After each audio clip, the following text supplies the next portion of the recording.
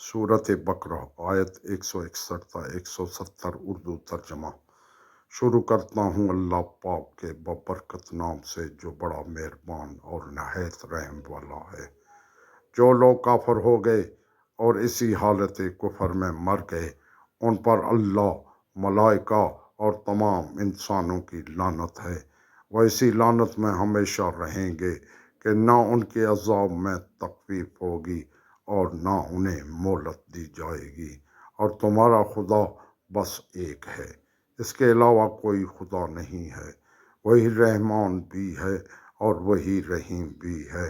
बेशक ज़मीन व आसमान की खलकत, रोज़ व शब की रिफत व आमद, इन कश्तियों में जो दरियाओं में लोगों के फ़ायदा के लिए चलती हैं, और इस पानी में जिसे खुदा ने आसमान से नाज़िल करके उसके ज़रिए मुर्दा ज़मीनों को ज़िंदा कर दिया है, और इसमें तरह तरह के चौपाए फैला दिए हैं, और हवाओं के चलाने में और आसमान और ज़मीन के दरमियान मुसख्खर किए जाने वाले बादल में साहिबान अक्ल के लिए अल्लाह की निशानियाँ पाई जाती हैं। लोगों में कुछ ऐसे लोग भी हैं जो अल्लाह के अलावा दूसरों को उसका मिसल करार देते हैं और उनसे अल्लाह जैसी मोहब्बत भी करते हैं, जबकि ईमान वालों की तमाम तर मोहब्बत खुदा से होती है। और ए काश ज़ालिमीन इस बात को इस वक्त देख लेते, जो अज़ाब को देखने के बाद समझेंगे कि सारी कुव्वत सिर्फ अल्लाह के लिए है और अल्लाह सख्त तरीन अज़ाब करने वाला है।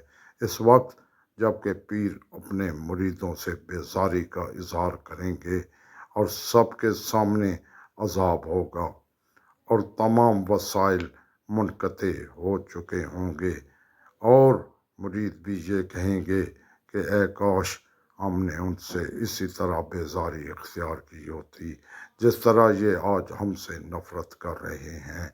खुदा इन सब के अमाल को इसी तरह हसरत बनाकर पेश करेगा, और इनमें से कोई जहन्नम से निकलने वाला नहीं है। ए इंसानों, ज़मीन में जो कुछ भी हलाल व तय्यब है उसे इस्तेमाल करो, और शैतानी इक़दामात का इत्तबा ना करो कि वह तुम्हारा खुला दुश्मन है।